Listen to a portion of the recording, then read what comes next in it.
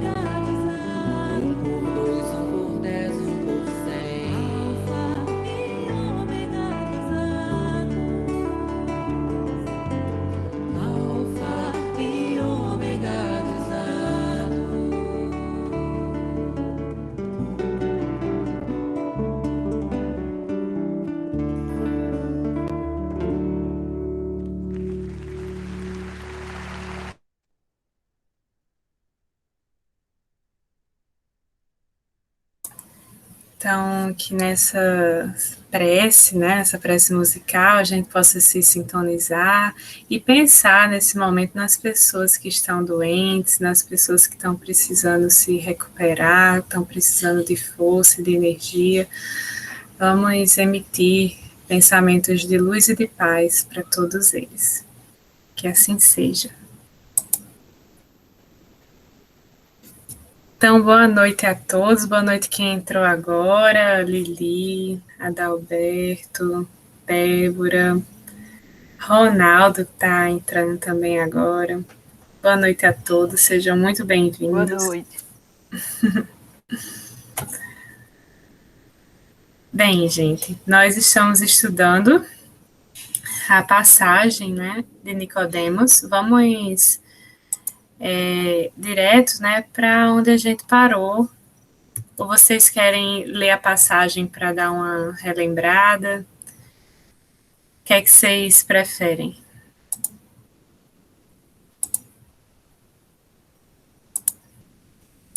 É uma passagem um pouquinho longa, né?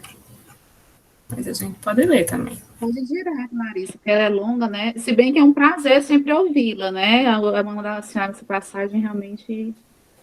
Mas a gente já viu umas duas vezes. Ah, não, já é o nosso terceiro encontro, né? Vai pro quarto. Então pronto. Quem quiser ler novamente, aí lê em casa, fica de dever de casa. É uma passagem muito bela, né? Tem muitos ensinamentos. Então, qual foi o elemento que a gente parou? Foi o elemento 9, certo? Que ficou sobre minha responsabilidade. Trata-se do trecho: o Espírito sopra onde quer, ouves a sua voz, mas não sabes de onde vem, nem para onde vai. Assim é todo aquele que foi gerado do Espírito. Então, eu vou compartilhar com vocês o material que eu elaborei a esse respeito. Só um minutinho para eu compartilhar aqui meus slides.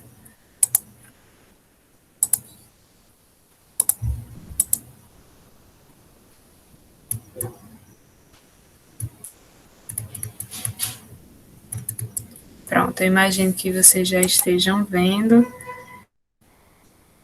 Essa é a passagem, é o trecho, né, que a gente está estudando. E eu estou trazendo aqui um comentário do Evangelho segundo o Espiritismo, no capítulo 4, chamado Ninguém pode ver o reino de Deus se não nascer de novo. Ressurreição e reencarnação.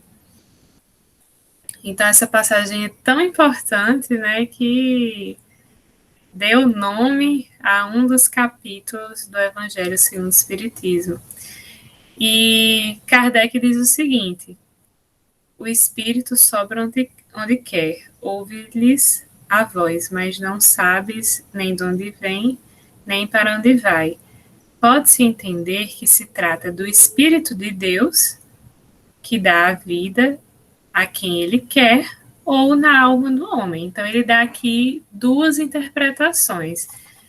Esse Espírito podendo ser, né, interpretado como o Espírito de Deus, ou podendo ser interpretado como a alma do homem. Nesta última acepção, ou seja, como a alma do homem, não sabes de onde vem, nem para onde vai, significa que ninguém sabe o que foi, nem o que será o espírito. Se o espírito ou alma fosse criado ao mesmo tempo que o corpo, saber-se-ia de onde ele veio, pois que se lhe conheceria o começo. Como quer que seja, essa passagem, ela consagra o princípio da preexistência da alma e, por conseguinte, o da pluralidade das existências. Então, Kardec, ele traz um comentário muito lúcido e é uma clara consagração desse princípio da pluralidade das existências, né? Justamente porque ele está dizendo aqui, ó, não sabe de onde vem nem para onde vai. Pastorino, ele seguindo essa linha de interpretação de Kardec, ele diz a mesma coisa, que quando declara que não sabe de onde vem nem para onde vai, é justamente por conta da pluralidade das existências, né?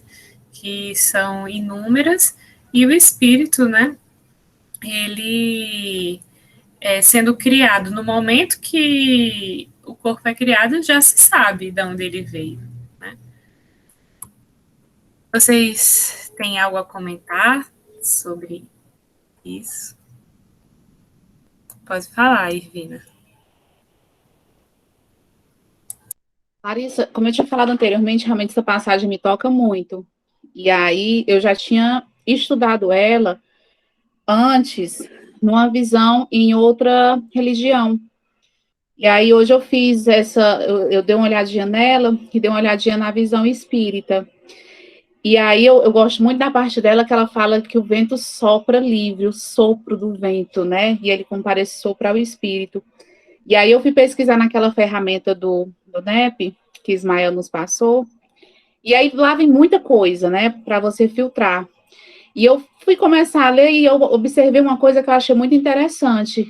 Não sei se Israel ou Antônio vai depois poder complementar, se eu estou falando bobagem, mas em Gênesis cita, né, ele fala o seguinte: o sopro do vento sobre a terra para baixarem as águas do dilúvio, como se fosse Deus acalmando. E em Apocalipse, foi o que me chamou a atenção, foram os extremos, né?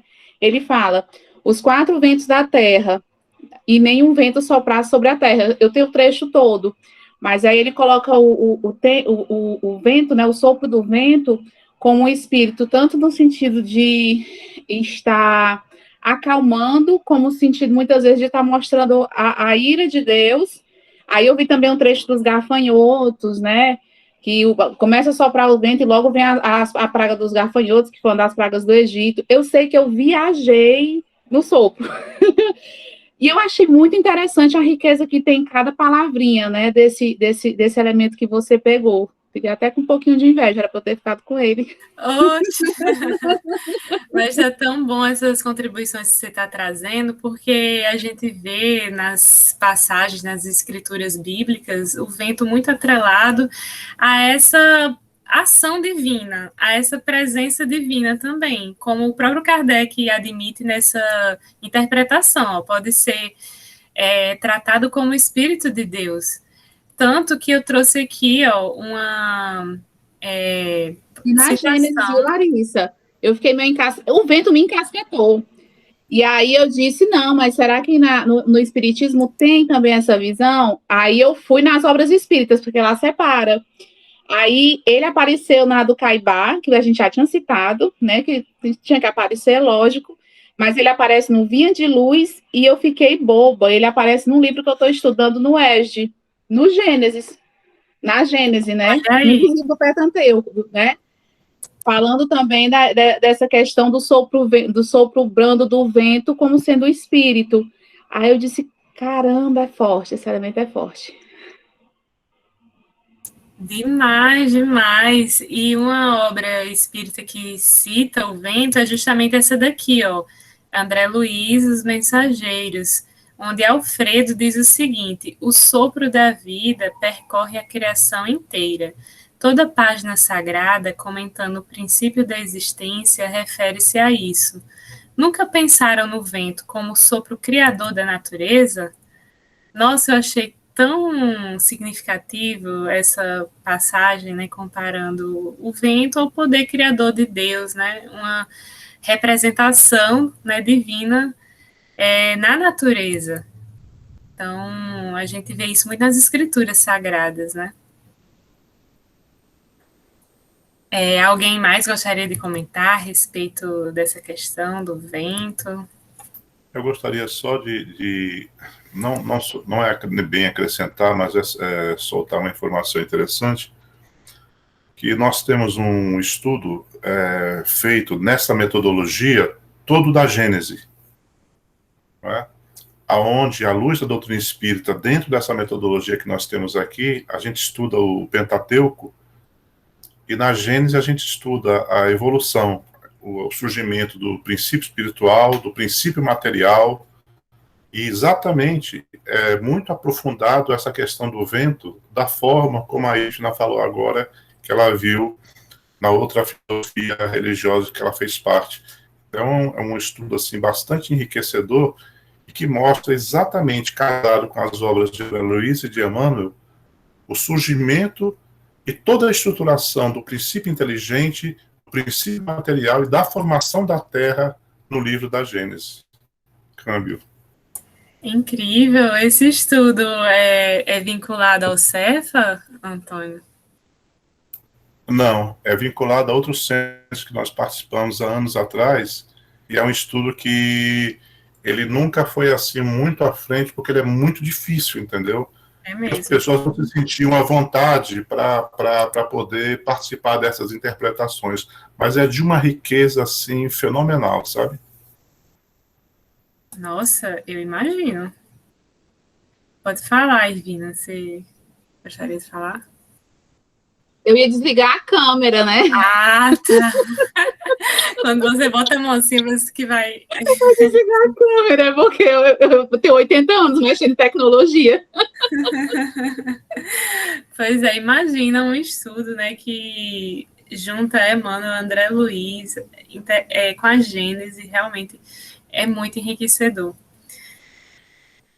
E ainda sobre esse elemento, Pastorino, como eu falei na reunião passada, ele traz várias interpretações. Uma delas é a interpretação alegórica. Ele diz o seguinte: depois acrescenta, o espírito age onde quer. As traduções vulgares trazem o vento sopra onde quer. Ora, a palavra pneuma é repetida no original 5 vezes nos 4 versículos, no 5, 6, 7 e 8.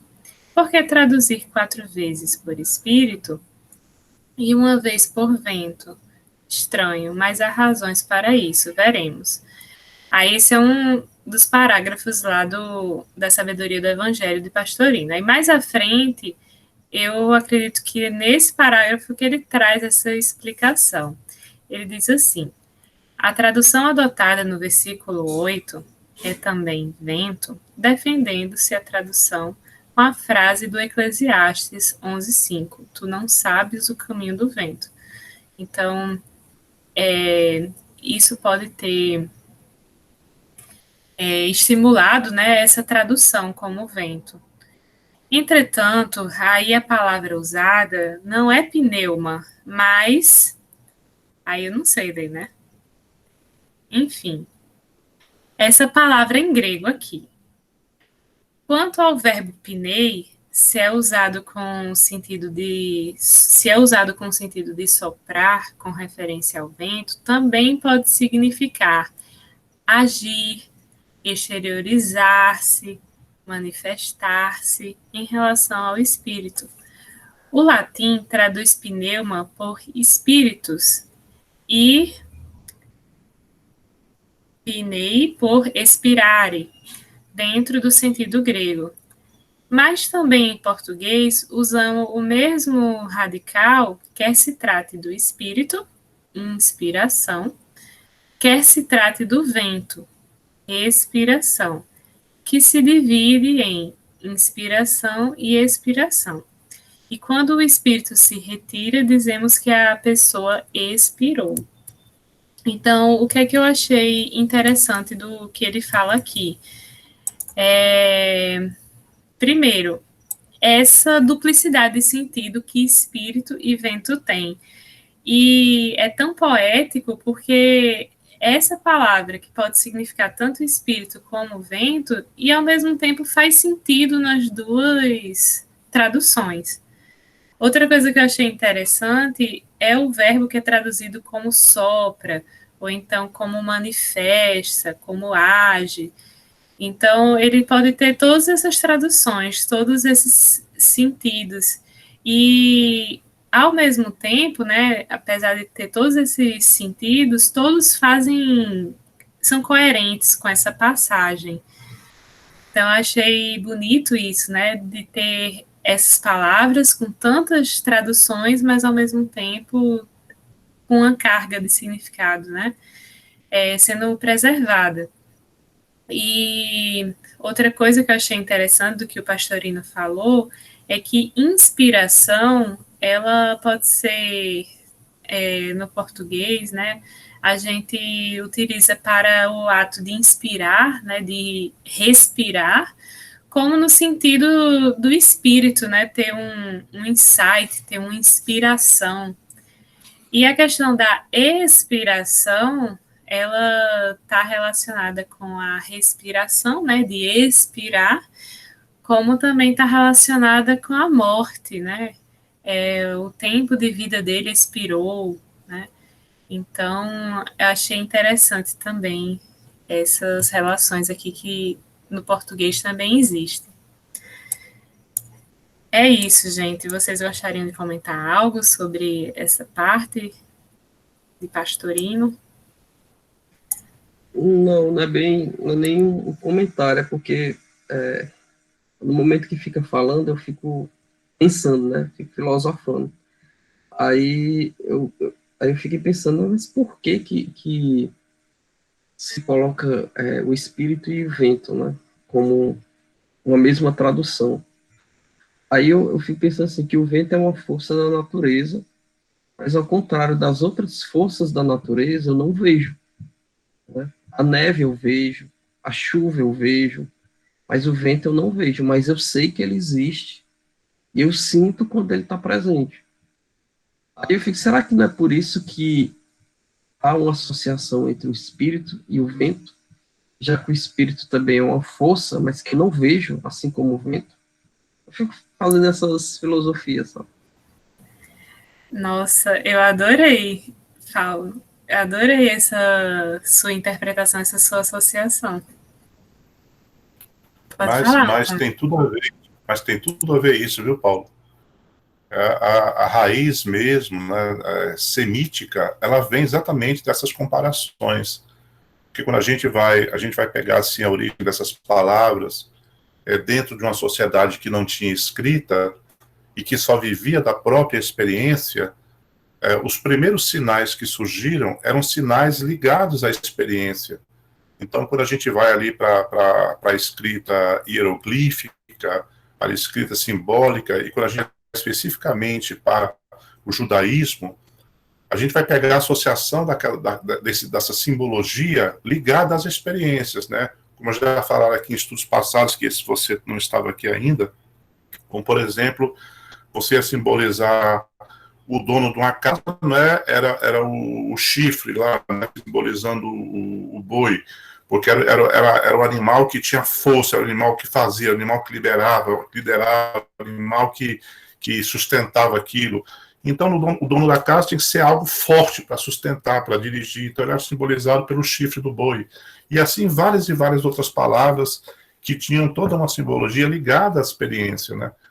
E daí, conforme o refinamento dessa evolução, realmente esse sentido ficou. Então, essa sua ponderação, realmente, ou essa sua maneira de filosofar, está perfeitamente correta. É por aí mesmo. E essas associações são feitas com um sentido realmente que era o sentido que se tinha naquela época. E o que mais me surpreende, que eu não penso assim, é que tem muitos sentidos naquela época que ainda hoje se aplicam. Uns não se aplicam porque eles não tinham conhecimento de ciência naquela época, mas muitos hoje ainda se aplicam, né? Como, por exemplo, essa questão do vento, né? Porque realmente é como você falou, a gente não vê, você sabe que ele está ali, você sente, mas você não vê. Né? O magnetismo, você não vê o magnetismo, mas você sabe que ele existe, né? Então essa ponderação eu achei muito rica, muito precisa, sabe? Câmbio. Muito rico, gente, esses comentários de vocês. Pode falar, Irvina.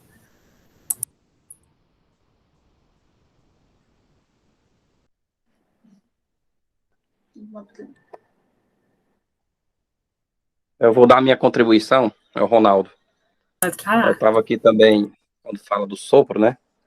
Eu estava aqui recordando também da criação, até porque logo no Gênesis, no começo, não é isso? Eu estou aqui com a Bíblia, com a tradução da TEB, que é uma tradução feita através da contribuição de vários teólogos, de filósofos, né? De diversas religiões, diversos grupos, né? Depois eu vou até mostrar para vocês que eu estou estudando através dela, o que chama de Bíblia Ecumênica. Então, ela reúne, assim, a exegese, né, de vários, né, as ideias de vários, né, e aqui nela, né, logo tem um comentário interessante dos exegetas que interpretaram aqui a questão do sopro, né, então eu lembro aqui muito do sopro como a questão, como narra o Gênesis, né, quando diz, né, que havia trevas na superfície do abismo, o sopro de Deus, né, pairava na superfície das águas, isso tá narrado no Gênesis primeiro. Aí ele faz um comentário interessante aqui, né, que lá embaixo tem os comentários dos exegetas, né, só para ler para vocês, né, depois se... Então ele diz assim, né, o sopro ou atmosfera de Deus é aquilo que possibilita a vida do homem. Aqui ele é intrínseco à massa das águas. A vida ainda não é possível. Este sopro de Deus também foi estendido como um vento violento, ou como o Espírito de Deus, tá bom? Então tá tudo dentro do que você, Larissa, está apresentando, né? É o sopro, não é isso?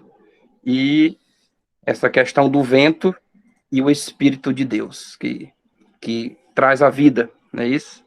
Que dá esse movimento, né, da criação. Tudo a ver também com vinculado à criação. Acho isso muito interessante e muito bonito, assim, porque o sopro, né, esse vento é que traz a criação, é que nos move, que nos faz estar aqui.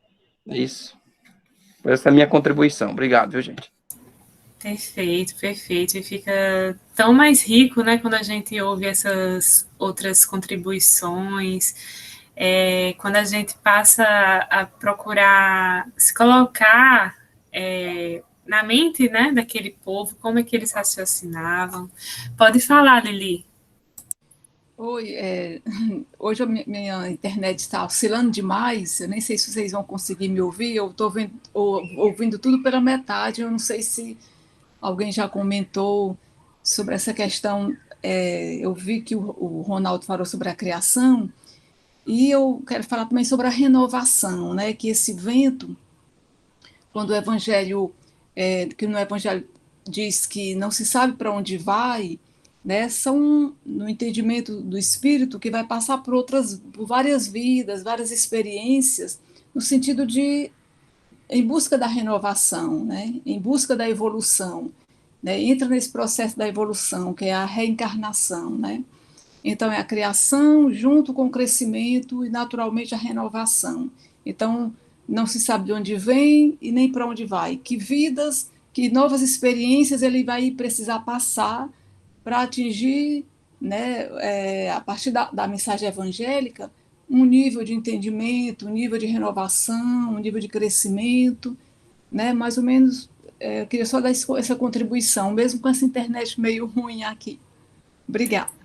Perfeito, Lili, está completamente coerente com o que Kardec falou. Essa passagem, esse trecho em específico, é uma consagração da pluralidade das existências, né? Porque se a gente não sabe, né, de onde veio nem para onde vai, isso tem relação com essas múltiplas existências. Mais alguém gostaria de comentar sobre esse trecho?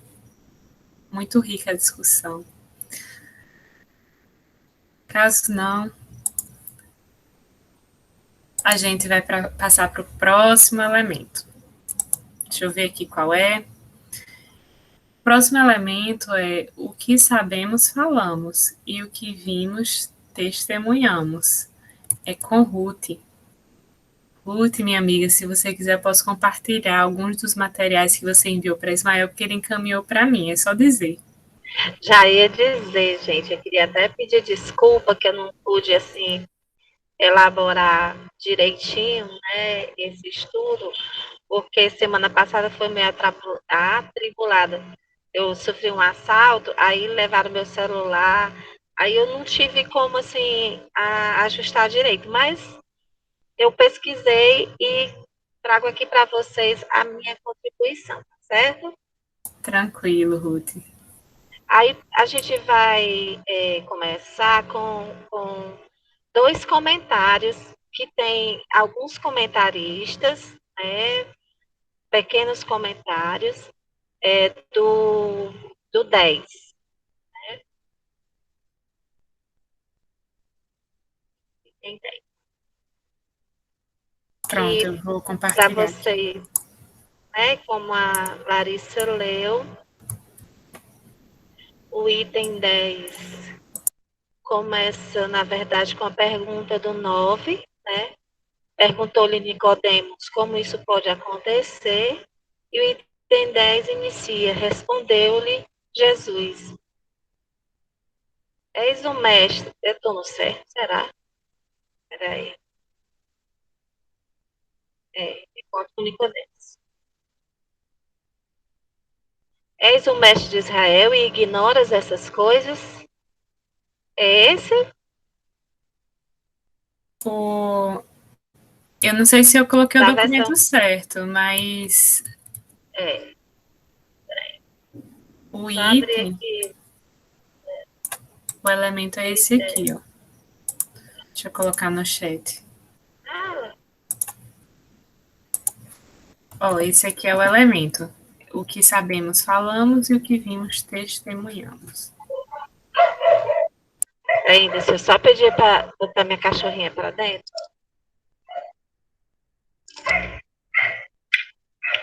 Vem, Mel, vai dentro. O que Ruth estava falando era isso aqui, ó. Em resposta, Jesus lhe disse: Tu és mestre de Israel e não sabes estas coisas? Aí, amém, amém, eu te digo que o que sabemos falamos e o que vimos testemunhamos, mas não acolhes o nosso testemunho.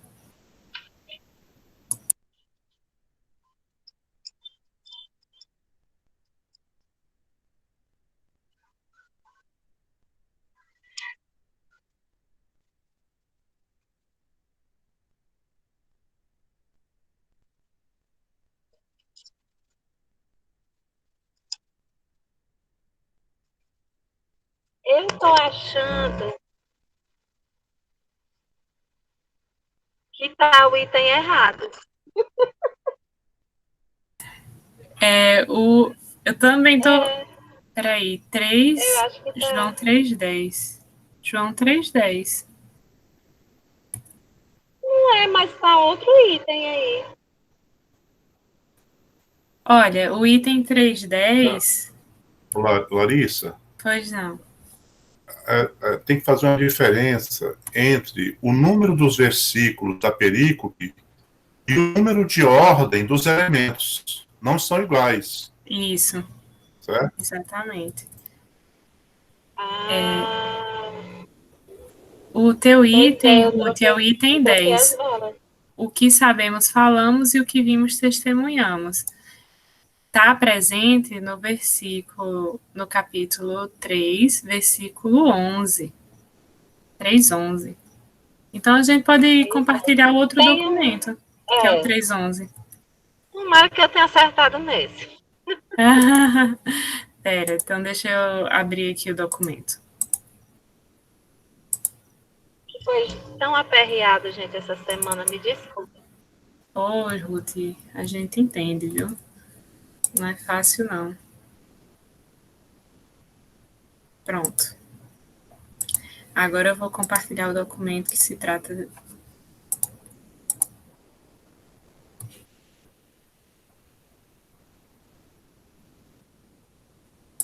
Pronto, Ruth, tá aí. É,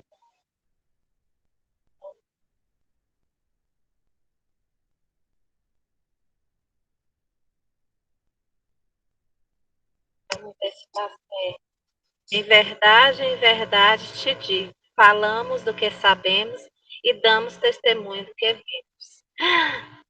Aí, isso aqui está na tradução da Bíblia de Jerusalém, que aqui eu não sei qual é a tradução, mas ele diz, em verdade te digo. Ela foi para onde? Eu toquei num trem.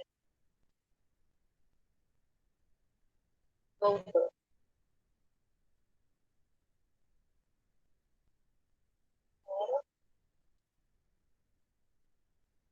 Ainda no celular.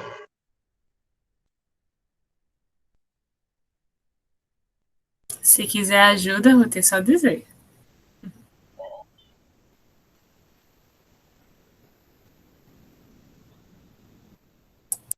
Aí o comentarista aqui é o Albert Barnes, e ele começa citando Nós Falamos. E ele diz o seguinte, a respeito dessas duas palavras que estão contidas no versículo.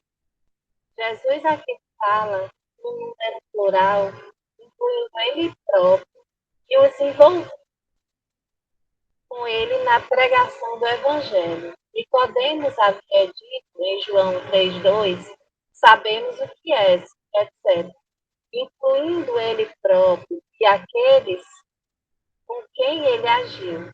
Jesus, em resposta, disse: nós que estamos empenhados em espalhar as novas notícias sobre as quais você veio perguntar, falamos o que sabemos, não entregamos doutrinas que praticamente não entendemos. Esta é uma afirmação positiva de Jesus, que ele tinha o direito de fazer sobre sua nova doutrina. Ele conhecia a verdade e os que entravam no seu reino também a conheciam. Aprendemos aqui que, segundo o comentarista, que os fariseus ensinavam doutrinas que eles praticamente não entendiam. Eles ensinavam muita verdade. Em Mateus 23:2, é dito que mais eram deploravelmente ignorantes dos assuntos mais claros em sua aplicação prática. Também ele diz que todo o ministério do Evangelho deve poder apelar para a sua própria experiência e dizer que sabe a verdade e está comunicando aos outros. E todo professor da escola dominical, e isso observa-se que é comentarista protestante, né? Quando ele diz aqui que todo professor da escola dominical deve ser capaz de dizer: eu sei o que estou comunicando, eu experimentei e fico o amor de Deus e a religião que eu estou ensinando.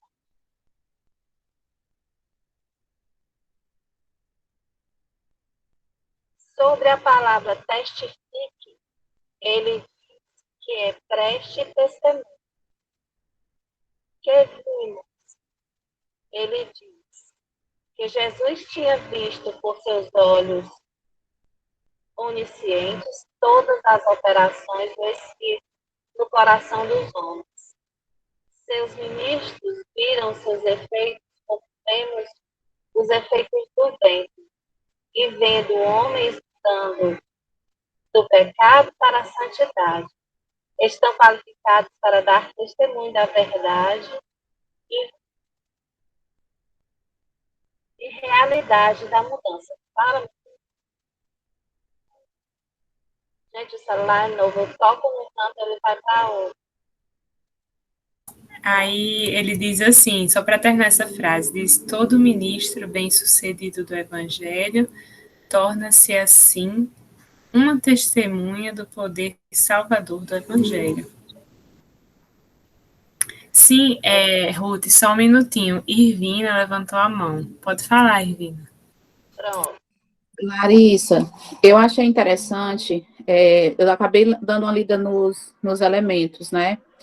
E assim, eu achei interessante que tem um livro, e eu não sabia que existia, eu quero até depois adquirir, eu vou até ver se tem na livraria do Cefa, que é Comentário sobre o Evangelho segundo João, do Emmanuel. E aí tem um trecho que ele fala sobre isso, né? Porque esse alimento eu entendi meio desse sentido, depois eu queria ver até se alguém que tem mais entendimento podia me ajudar. A diferença entre saber e falar e ver e testemunhar, porque aí eu estou vendo uma clara diferença. Aí, desse trecho desse livro, eu li o seguinte, mas ainda eu fiquei na dúvida, né? Que, assim, apenas repito, eu estou parafraseando, não é o livro, eu li um trecho grande e parafraseei. Apenas repetimos o que ouvimos, ou procuramos seguir, né? Conhecer e seguir. O porquê, né? Aí vai até nesse porquê da gente estar aqui. É porque a gente está só repetindo exemplos ou porque a gente está procurando seguir? Aí eu voltei para a pergunta, né? Falar versus testemunhar. E aí ele fala nesse livro que não basta repetir lições. E eu achei interessante, aí essa é a frase do livro, que as preocupações superficiais do mundo e a educação espírito é uma experiência religiosa. Então, esse elemento, quando ele está falando de o que sabemos, falamos e o que vimos, testemunhamos, eu fiquei na dúvida, não vou mentir.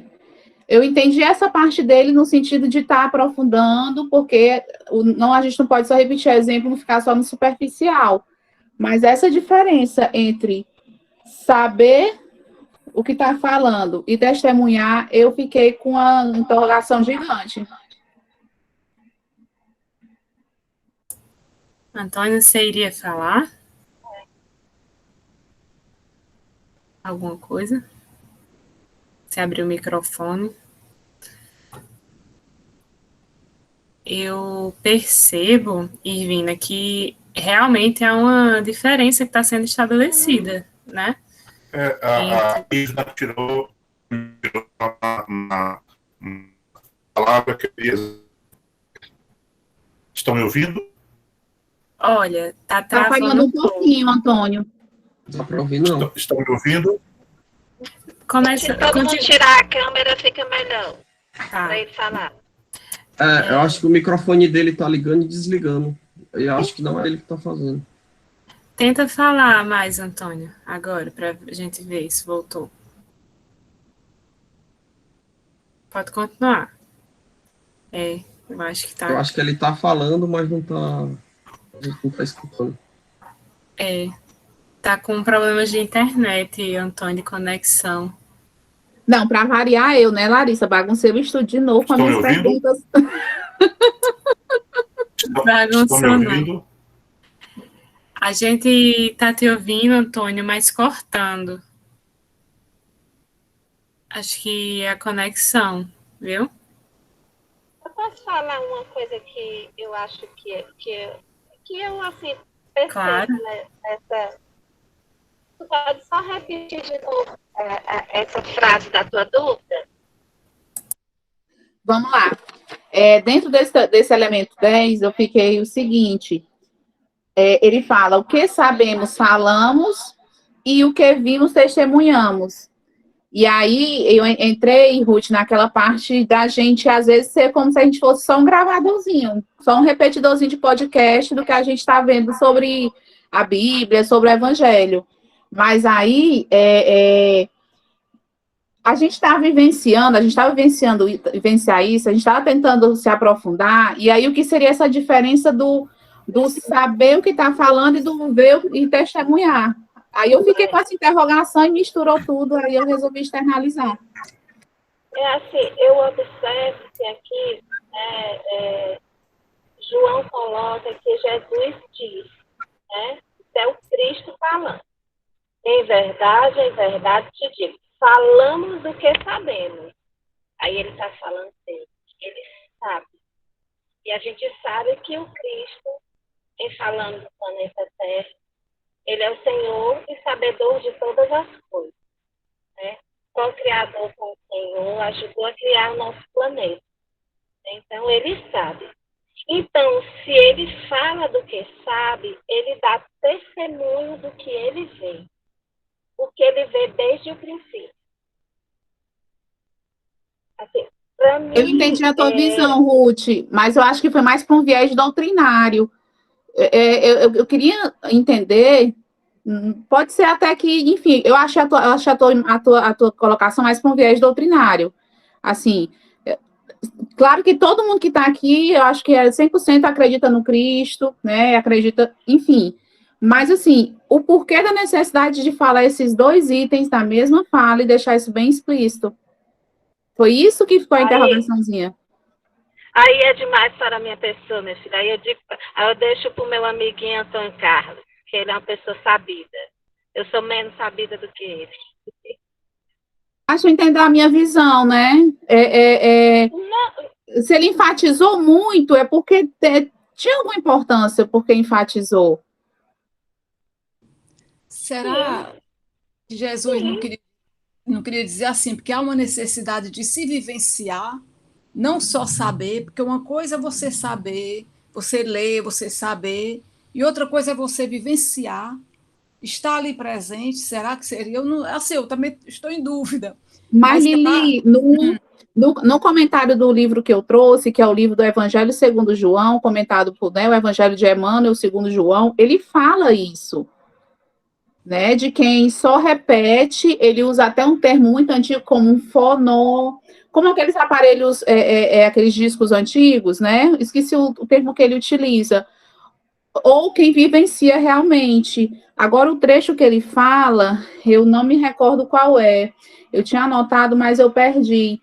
Mas não é nesse do Nicodemos, é numa outra passagem que ele está conversando em uma outra passagem, é no 1834. Aí, o que diz o 1834, eu não tenho esse aprofundamento no livro de João, mas ele fala esse comentário. Ele falou seu comentário, Lili, assim. Tá, por exemplo, assim, será que esse recado não era para os fariseus que se achavam muito, assim, sabiam muito, mas era mais teoria, só eles sabiam, conheciam a lei, mas na teoria. Mas Jesus, não só a vivência, essa vivência que ele sugeria, né, orientava, era para você viver o dia a dia, a caridade, o amor, a compaixão. Então, só com esse entendimento dessa vivência no dia a dia, ia se construir uma compreensão maior. Não é assim, O complemento da frase é assim: "E não acolheis o nosso testemunho. Porém, não acolheis o nosso testemunho", né? Ele vinha dizendo que ele estava falando do que ele sabia, porque ele era o Messias, ele dava testemunho do que ele viu, mas eles não acolheram esse testemunho. Um recado, né, um recado para eles, né, para os fariseus. isso, para os doutores, né, no geral, né? Aham. Eu entendo assim, Ruth e Ivina, eu acho que tem a impressão que é mais ou menos por esse caminho. Antônio Carlos, se ele já tiver conectado aí, ele pode acrescentar todos. Mas, Lili, você me deixou tão mais tranquila, porque eu vi que eu não estava viajando tão alto. Não, Você me fez assim, eu estou agora pisando no chão. Eu disse, então pronto, é isso, é o caminho que eu estou pensando. Muito obrigada. Eu acho que é também. Ou nós duas estamos viajando, que eu acho muito difícil você estar viajando desse jeito, ou você colocando mesmo, né? Eu acho que era um recado que foi dado e chamando para a necessidade de vivenciar na prática o que ele pregava, a mensagem evangélica. Eu acho que é isso, acho que é, né, Ruth? Eu acho que sim, né? Porque está falando com o doutor Davi, mestre em Israel, que ignora essas coisas. E ele não ignorava, ele sabia.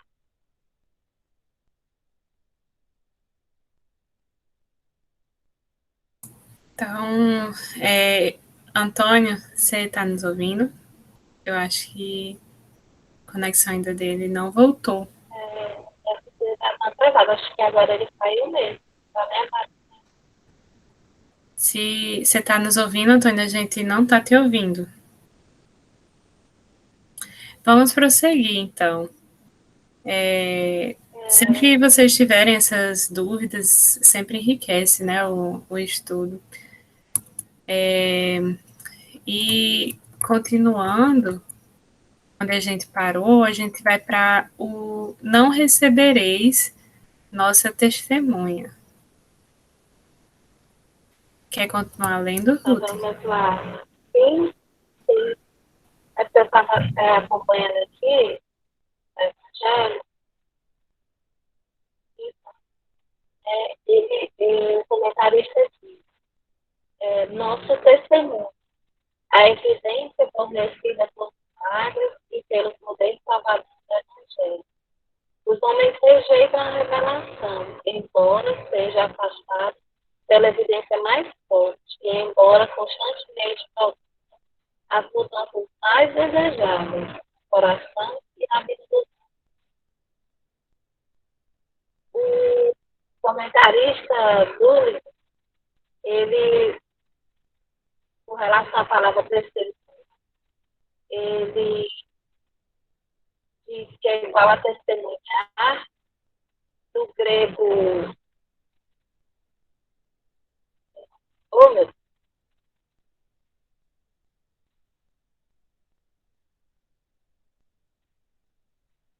Do grego Artúrio.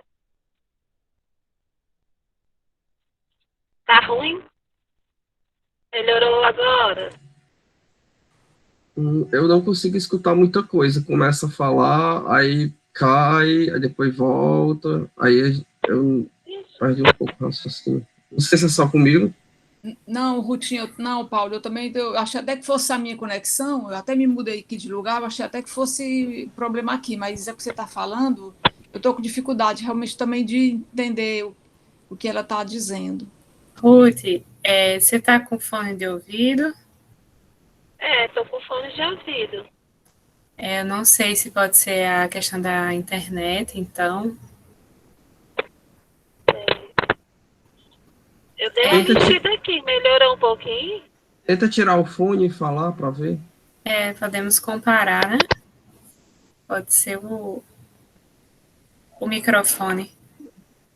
Tá captando? Sim. Fala mais um pouquinho para a gente sentir. Ó, lê aqui esse comentário, essa primeira frase. Comentário de John Calvin. Nós falamos do que sabemos. Alguns se referem a Cristo e João Batista. Outros... Oh, meu Deus. Melhorou, né, gente? Agora tá bem melhor. Ficou excelente. Ruth, era o fone de ouvido. Né? Outros dizem que o número plural é usado em vez do singular. Pela minha parte, não tenho dúvidas de que o Cristo menciona a si mesmo em conexão com todos os profetas de Deus e fala geralmente na pessoa de todos. Filósofos e outros professores vangloriosos, frequentemente, trazem ninharias que eles mesmos inventaram.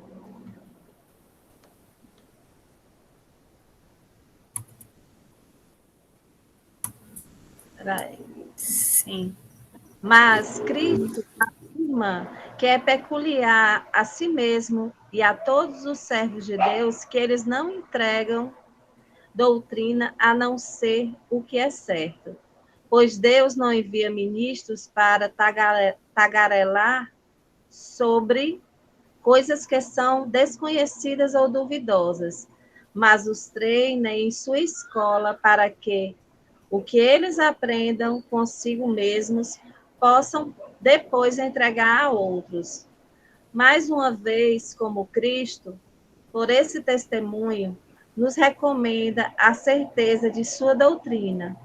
Assim, ele ordena a todos os seus ministros uma lei da modéstia, para não apresentar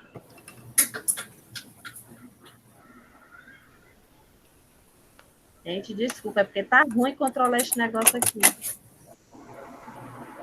Para não apresentar, assim ele ordena a todos os seus ministros uma lei de modéstia, para não apresentar seus próprios sonhos ou conjecturas, para não pregar invenções humanas que não... Tem que subir.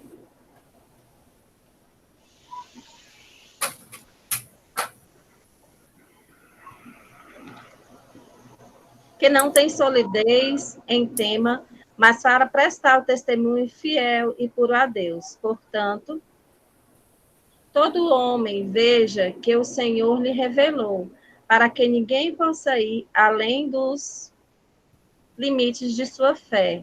E, finalmente, para que ninguém se permita falar nada além do que ouviu do Senhor. Deve-se observar da mesma forma que o Cristo aqui confirma sua doutrina por um juramento, para que ela tenha... Ai, me perdi. Total autoridade. Total autoridade sobre nós. Você não recebe nosso testemunho. Isso é acrescentado para que o evangelho não perca nada. Não perca nada por conta da ingratidão dos homens. Pois como poucas pessoas que exercem fé na verdade de Deus são encontradas, e como a verdade... Ah, meu Deus. Tu subiu? Sim, já está no ponto. Quer que eu leia, Ruth? Quero, porque eu estou aqui. Pronto. Deixa eu ver, é para ler até onde? Até terminar esse parágrafo, né? Então, vamos lá. Você não recebe o nosso testemunho. Então, esse é o elemento central que a gente está estudando. O que esse comentador diz? Diz que isto é acrescentado para que o evangelho não perca nada por conta da ingratidão dos homens. Pois, como poucas pessoas que exercem fé na verdade de Deus são encontradas, e, como a verdade é rejeitada em todo o mundo, devemos defendê-la contra o desprezo, para que a sua majestade não seja considerada menos estimada, porque todo o mundo o despreza e o obscurece pela impiedade. Agora, embora o significado das palavras seja simples e único, ainda assim devemos extrair desta passagem uma doutrina dupla. A primeira é que nossa fé no Evangelho não se enfraquece se houver poucos discípulos na terra.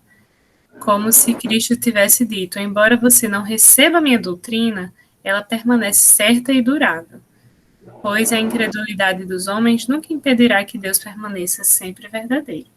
A outra é que aqueles que atualmente não acreditam no Evangelho não escaparão impunemente, pois a verdade de Deus é santa e sagrada. Devemos ser fortalecidos com esse escudo, para que possamos perseverar na obediência ao Evangelho, em oposição à obstinação dos homens. É verdade que devemos sustentar por esse princípio que nossa fé seja fundada em Deus. Mas quando Deus, como nossa segurança, devemos, como pessoas elevadas acima dos céus, pisar com ousadia sobre nossos pés, ou considerá-lo com alto desdém, em vez de permitir que a descrença de qualquer pessoa nos preencha com alarme. Quanto à reclamação que Cristo faz de que seu testemunho não é recebido, aprendemos com ele que a palavra de Deus, em todas as épocas, foi distinguida por esse aspecto peculiar, de que aqueles que acreditavam que eram poucos, pois a expressão você não recebe pertence ao maior número e quase todo o corpo do povo. Não há razão, portanto, que devemos agora desanimar se o número daqueles que acreditam ser pequeno. Bem, é um comentário extremamente grande e eu acho que a gente deveria vir até aqui mesmo, tá? Certo. O que você gostaria de comentar a respeito, que mais te chamou a atenção, né, nesses trechos que você recolheu, que você selecionou? Exatamente essa parte final, que ele fala exatamente disso que a gente estava comentando, né, há pouco tempo. Que a palavra do Cristo, né, ela, mesmo pouco tempo depois, né, de sua volta para o plano espiritual, 30 anos depois, já havia muita dúvida a respeito dela. E isso vem pelos séculos e séculos, né? Existem aqueles que acolhem e aqueles que duvidam, né? do momento de cada um, e às vezes, né, por questões culturais, né, através de cada cultura com seus mestres, né, acolhe um pouco daquilo que é o universo que o Cristo traz, né, e em cada momento, né, do ser eterno, né, ele vai acolhendo ou não, né, esse Cristo que chega a ele, né, essa verdade que chega a ele, e ele dá testemunho ou não, né, é uma escolha, né, pelo livre-arbítrio, né, essa misericórdia divina que a gente tem, né, essa riqueza que é a gente poder escolher, né, a gente pensar sobre, né, por mais que nos imponham, né, ideias, até muitas vezes com atos, né, que durante muitos anos a palavra do Cristo ela foi imposta com violência, né, em alguns pontos do mundo talvez ainda seja, é uma escolha, né, a gente faz essa escolha em determinado momento da nossa existência e a gente segue caminhando com ela. Talvez em alguns momentos ela mais presente, outros mais ausente, né? E uma parte importante que eu acho desse versículo é quando ele fala que, porém, não acolheis o nosso testemunho, né? Que ele falou do que ele sabia, né? Que ele deu testemunho do que ele viu, mas mesmo assim, né, não foi acolhido. Isso acontece conosco ao longo, né, da nossa caminhada evolutiva, né? Em alguns momentos a gente está próximo, outros a gente está mais distante, né? Mas graças a Deus que a gente segue num caminho evolutivo, né? Ascendente, né? Que a gente tende, né, a ir somando, né, essas riquezas, né, de experiências com o Evangelho durante a nossa trajetória, para poder cada vez mais e melhor ser um instrumento, né, de serviço do Cristo, né, nos momentos que a gente passa pela Terra. Do 10, né, que eu trouxe errado, mas teve uma mensagem referente ao item 10. Ruth, antes de mudar de assunto, Paulo tinha levantado a mão. Desculpa, Paulo. Sem problemas. Não, na verdade, é mais contribuir com dúvidas, né? Porque eu parei para ler, né? E essa passagem é muito complexa, porque quando Jesus fala que o vento sopra onde quer, né? Que você o escuta, faz aquela passagem, aí o Nicodemos pergunta, como pode isso? Então ele não entende, né? Só que a resposta que Jesus dá, que é através da pergunta, é estranha, porque dá a entender assim, ó, você é mestre em Israel e não entende essas coisas, só que aquilo que o Jesus disse, não era para ele, não tinha como ele entender, eu acho, entendeu? Então realmente ele não sabia, mas Jesus fala com ele, questionando, como você não sabia? Aí é como se fosse mais ou menos uma cobrança, né? Porque assim, aí quando ele fala, asseguro-lhe que nós falamos do que conhecemos, eu fico perguntando, quem é esse nós? Será que é nós cristão, que essa ideia não existia ainda? Ou é nós, eu e ele, né? Por exemplo, eu falo o que eu conheço e você fala o que você conhece. Então, nós falamos o que nós conhecemos. E que, de repente, as coisas que eles conhecem são coisas diferentes. E testemunhamos do que vimos. Então, testemunhar é certificar, comprovar aquilo que se vê. Mas, mesmo assim, aí ele já entra vocês. Acho que vocês devem ser os fariseus. Não aceita nosso testemunho. eu fico perguntando do que é isso? Será que é os milagres? Será que é a palavra?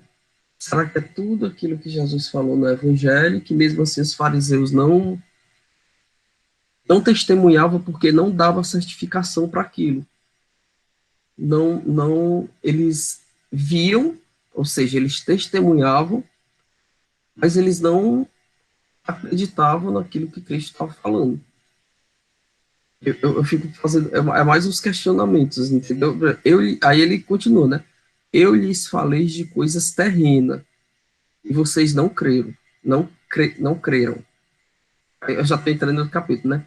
Como crerão se lhes falar de coisas celestiais? Então, é como se Jesus dissesse assim, olha, existem mais coisas, só que se o que eu falei, que é de simples entendimento, que vocês testemunharam, vocês não acreditaram, imagine se eu for falar de coisas celestiais. Aí é que vocês não vão crer mesmo. Mais ou menos esse apanhado assim que eu consegui captar desse versículo. Muito bom essas perguntas. Eu nem me atrevo a responder todas. São muito complexas, mas complexas. É algo para a gente estimular o nosso raciocínio. Não sei se quando Jesus fala a nós, ele está se referindo também a Deus, né?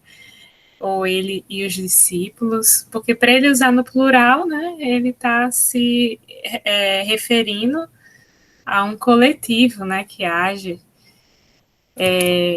em coerência, né? Com a questão de saber e de falar, de ver e de testemunhar, em contraponto com que algumas correntes religiosas e filosóficas faziam. Não existiam os iniciados, né, que tinham conhecimento, eles sabiam, mas eles não falavam, né, não era algo divulgado para as massas. Então, são algumas hipóteses, né? Irvina, você gostaria de falar? Você levantou a mão também. É rápido, Larissa. Eu estou fazendo estudo do Pentateuco e essa questão de receber o testemunho, eu lembrei de uma lei que eu fiquei um pouco em dúvida, se você ou alguém pudesse comentar um pouquinho, eu agradeceria, que é aquela lei de adoração, né? A lei da prece, que ele fala, acho que é no 2º e no 3º capítulo.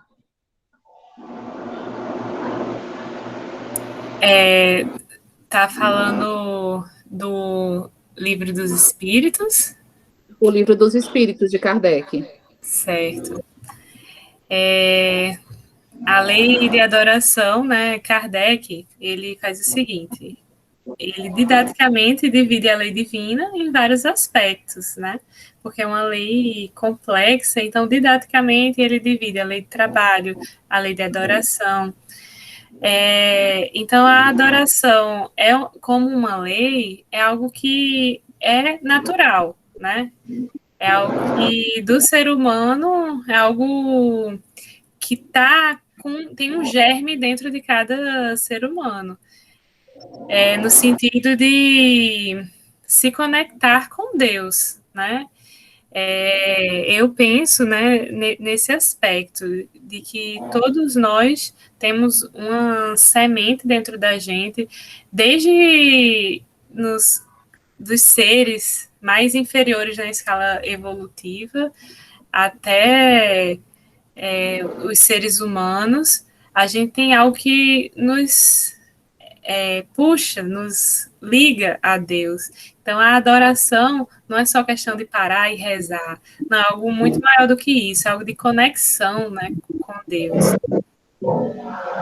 Larissa, isso tem a ver com aquela glândula pineal? Tem um médico, né, que estuda isso, que procura... Da mediunidade, né? Neurologista. Isso. Médico. e procura fazer essas relações, né, entre esses órgãos, né, a pineal com a questão da mediunidade, com a questão, né, dessa espiritualidade. Enfim. Tem estudos que relacionam. Pode falar, Ruth. Voltando aqui ao 10, né, que eu tinha trazido errado nos comentários, mas a mensagem, né, referente ao versículo, né, eu trouxe, né, que está na pesquisa daquele site, né, que é do livro Caminho, Verdade e Vida, de Emmanuel, psicografia de Chico, é a mensagem Orientadores do Mundo. E Emmanuel começa com a citação de Jesus em João 3,10, onde ele diz: respondeu-lhe Jesus, és mestre em Israel e não sabeis isto? E Emmanuel começa dizendo: é muito comum nos círculos religiosos, notadamente nos arraiais espiritistas, o aparecimento de orientadores do mundo reclamando provas da existência da alma. Tempo virá em que semelhantes inquirições serão consideradas pueris, porque, afinal, estes mentores da política, da educação, da ciência, estão perguntando, no fundo, se eles próprios existem. A resposta de Jesus a Nicodemos, embora se refira ao problema da reencarnação, enquadra-se perfeitamente ao assunto, uma vez que os condutores da atualidade prosseguem indagando sobre realidades existenciais da vida.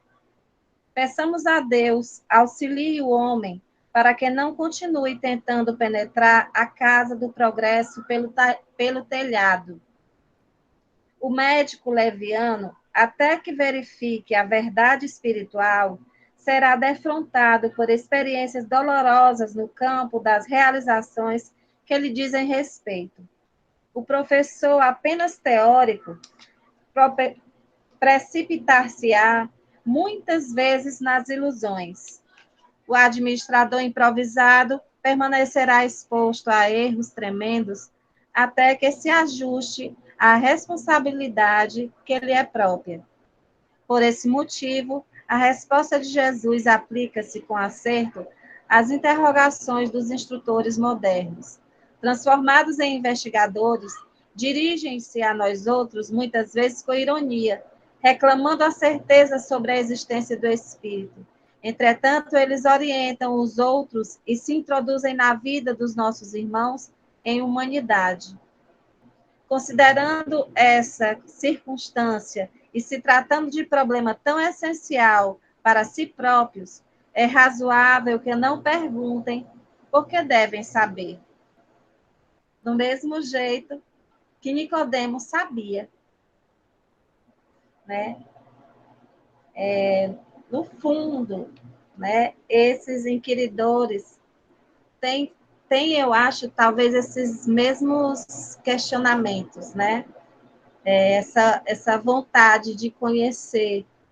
E só conhece esse outro lado, né? Do inquirir. Mas como o Emmanuel fala, é uma questão de tempo, né?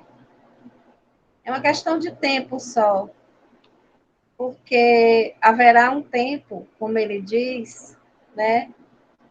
Que essas inquirições, né, essas perguntas, esses questionamentos, eles serão considerados pueris, porque essa verdade, ela vai estar na maior parte do mundo, né, conhecida por todos. É uma questão de tempo. Muito bom, Ruth. E essas mensagens de Emmanuel, né, sempre nos ajudam na interpretação. E como a gente não tinha comentado, né, ainda esse item 3.10 foi bom porque acabou contemplando ele. Uhum. Vocês falando e eu esperando, porque eu sabia que que a mensagem, né, ia de encontro aos pensamentos, né, os questionamentos. E Emmanuel, né, nosso professor de evangelho, ele faz a gente pensar mais ainda, na verdade. Com relação ao item 11, né, ainda temos uma mensagem também do Parábolas e Ensinos de Jesus, do Caidar Schutel. Certo, é para eu projetar aqui.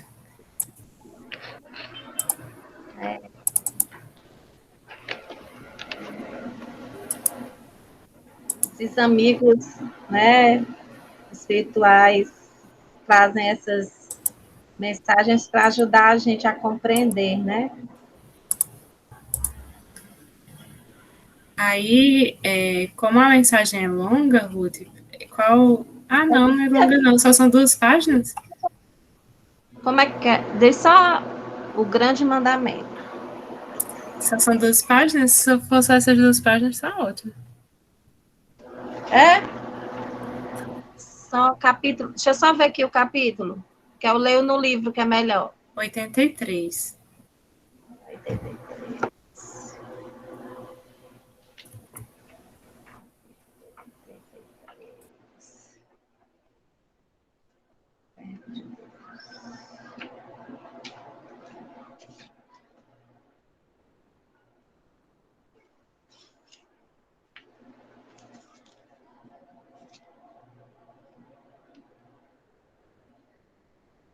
Porque no meu livro não está. Se quiser, pode pedir para alguém ler.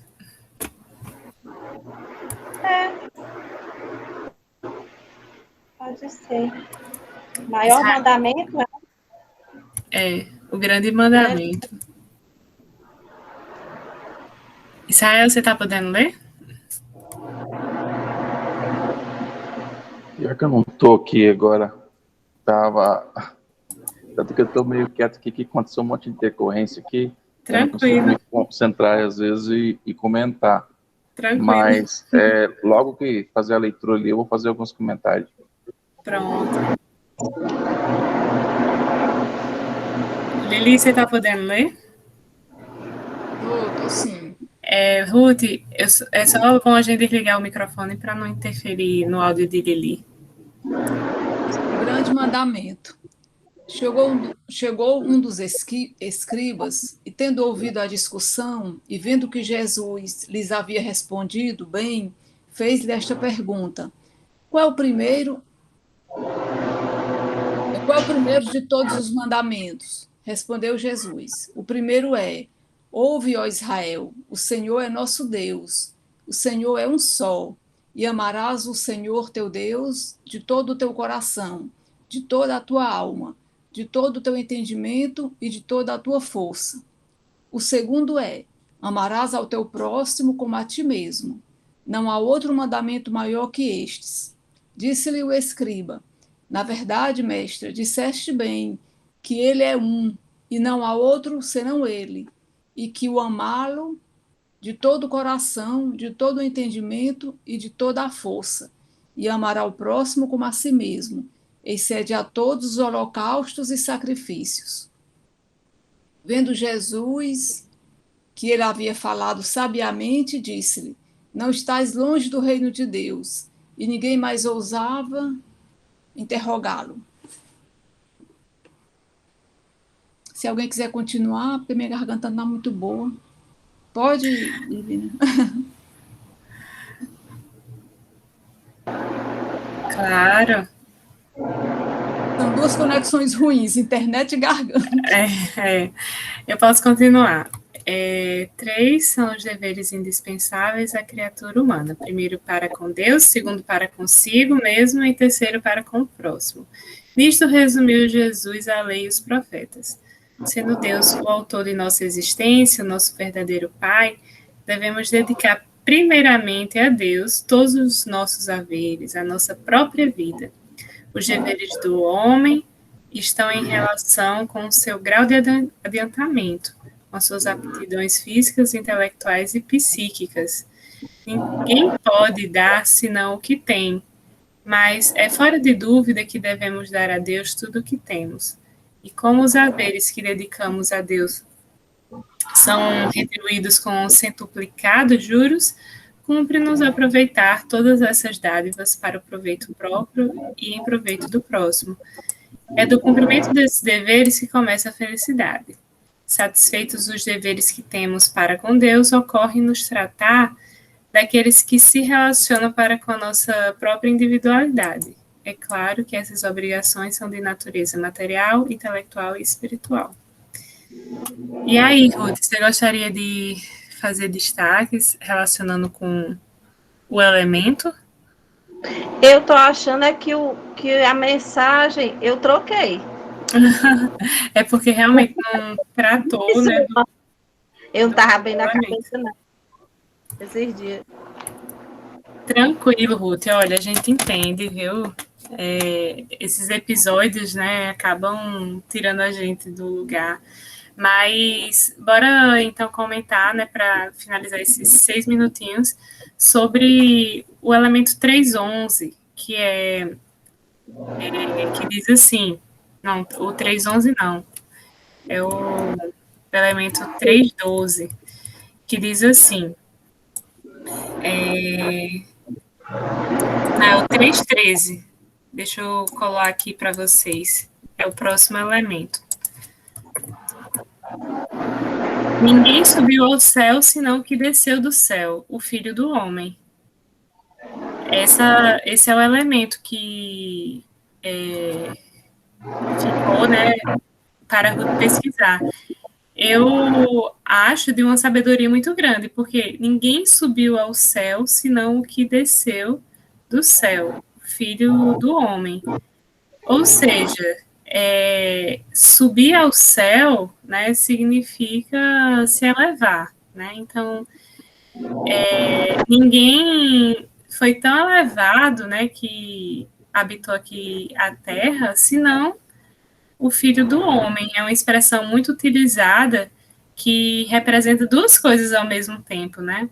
Representa humanidade, Jesus. Eu só vou desativar porque tá fazendo um barulhinho, tá?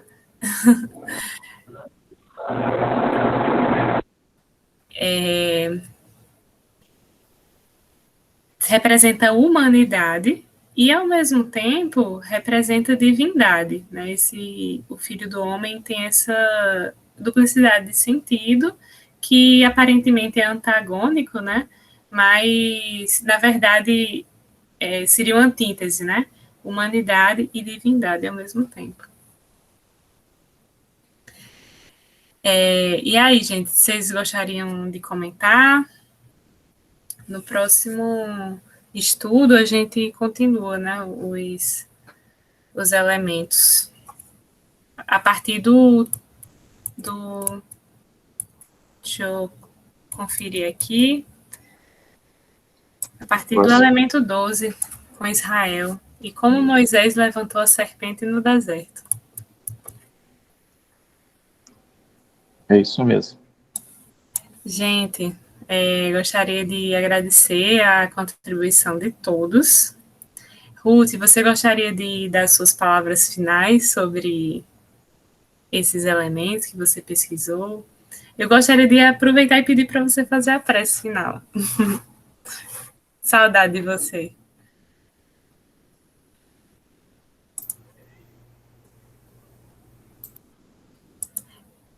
Ruth, tem que ativar o áudio. Eu tinha desativado por conta do som. Como a Ivina falou, né, esse item do Evangelho, ele é muito importante, né? Quando a gente começa a estudar a doutrina, eles tomam uma dimensão muito maior, né? Muito maior. E desses dois itens, né, estudados, quando Jesus fala com Nicodemos, né, sobre as coisas que ele sabe, as coisas que ele testemunha, né, e diz, porque ele sabe que não é acolhido, né, esse testemunho, né, e mais na frente, quando ele diz, né, se não, que eu complemento agora, né, a gente não crê, né, quando a gente fala das coisas da terra, como a gente vai crer quando ele falar das coisas do céu, né? A gente vem numa trajetória tentando, né, entender, né, o que o Cristo vem falando e testemunhando, né? Como a gente sabe, ele durante os 3 anos do seu, né, ministério aqui na Terra, ele falou e viveu, né? Foi tudo prático, né? Foi ensinamento e prática ao mesmo tempo, né? Foi teoria e prática, né? Tudo ao mesmo tempo. E aqui ele fala disso, né? Das coisas que ele sabia, das coisas que ele testemunhava e que via, mas que eu acho que era um desejo de que Nicodemos, né, estivesse com ele também, sabe? Eu acho que o Cristo lamenta a perca, assim, de alguém próximo, mas, na verdade, ele não perdeu, porque mais na frente a gente vai ver que Nicodemos ajudou, né, ele em vários momentos, né, até na hora, né, do local onde ele seria colocado, né, o seu corpo. E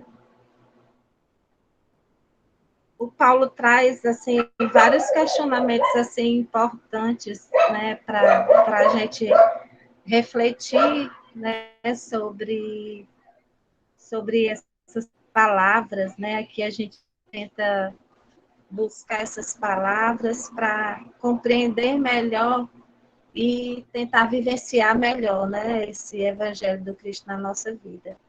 Então, que a gente consiga, né, entender essas coisas, né, que são testemunhos, que a gente vê todos os dias, né, porque que as coisas que o Cristo falou, a gente vê todos os dias, e a gente tem a oportunidade todos os dias de vê-las e de vivenciá-las, né. Então, que a gente, as nossas reflexões de hoje, né, a gente consiga acolher esse testemunho do Cristo, né? Diferentemente de Nicodemos, né, que não, naquele momento não acolheu, né? Que a gente consiga acolher. É isso que ficou assim para mim, né? Esse nosso encontro de hoje, né? É todo atribulado, meu povo, me desculpe, né? Com mensagens trocadas. Mas, né, que a gente conseguiu aprender foi isso, né, que a gente seja testemunha na vivência do dia a dia do nosso cotidiano, né, das coisas do Cristo. Com certeza, você mesmo diante das tribulações que aconteceram na sua vida, você foi olhar, pesquisou, não tem problema, Ruth, a gente vê o seu esforço, né? A gente vê a sua vontade de interpretar, de trazer a sua contribuição, viu? Isso é lindo. E pode então, fazer a prece. Eu convido agora os meus irmãos, meus amigos e amigas, a nesse momento parar um pouco, respirar, e nesse momento elevar o pensamento a Deus e agradecer a oportunidade desse encontro Agradecer a presença amorosa, né, dos bons espíritos que conduzem esse estudo. A presença amorosa de Jesus entre nós, nessa noite de hoje. Pedir, Senhor, que possamos acolher os teus ensinamentos, colocá-los no nosso dia a dia, no nosso cotidiano, vencendo as nossas imperfeições, acolhendo as nossas sombras, que possamos seguir com coragem, Senhor, buscando, né, trilhar os teus caminhos. Fica conosco, Senhor, hoje, agora e sempre. Que assim seja.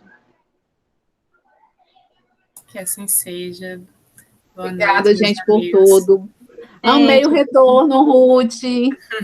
Também, Ruth. Sentimos falta, Demais. viu?